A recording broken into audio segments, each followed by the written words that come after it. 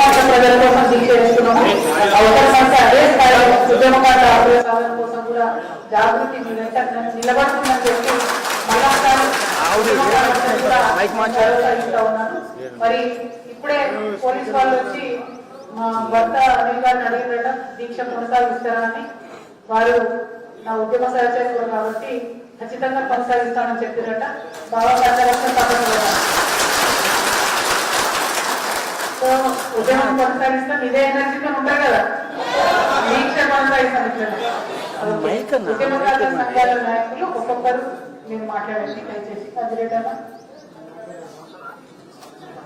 Mic ఎక్కడ ఉందరా? ఒక్క నిమిషం అదండి.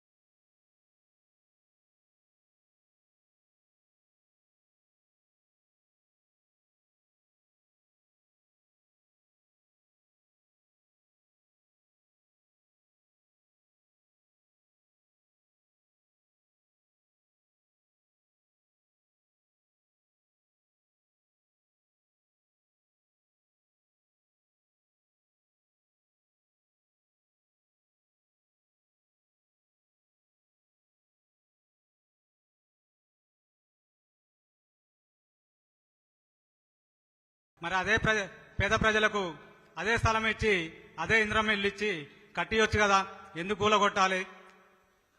అదేవిధంగా గత ప్రభుత్వం కూడా బీఆర్ఎస్ ప్రభుత్వం కూడా పేద ప్రజలకు చేసినామని చెప్పేసి అన్నారు.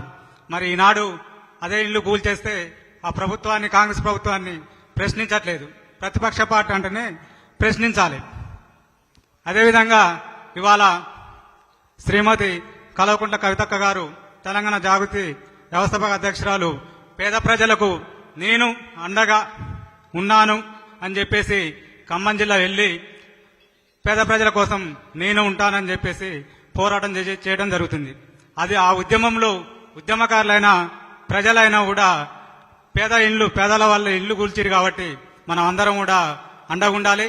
అదేవిధంగా కవితక్క ఉద్యమకారులకు పూర్తిగా భరోసా ఇచ్చింది.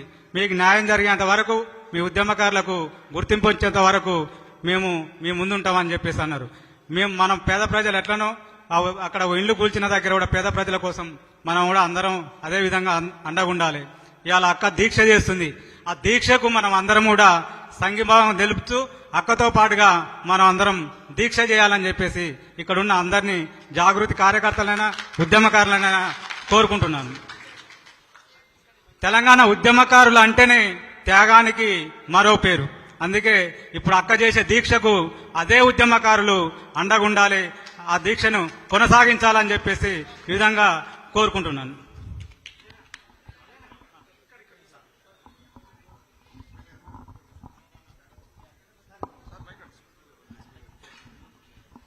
ఇప్పుడు సీనియర్ పాత్రికేయులు, ఆల్ ఇండియా ఫార్వర్డ్ బ్లాక్ నాయకులు ప్రసాద్ అని ఒక నిమిషం మాట్లాడవలసిందిగా కోరుతా ఉన్నా.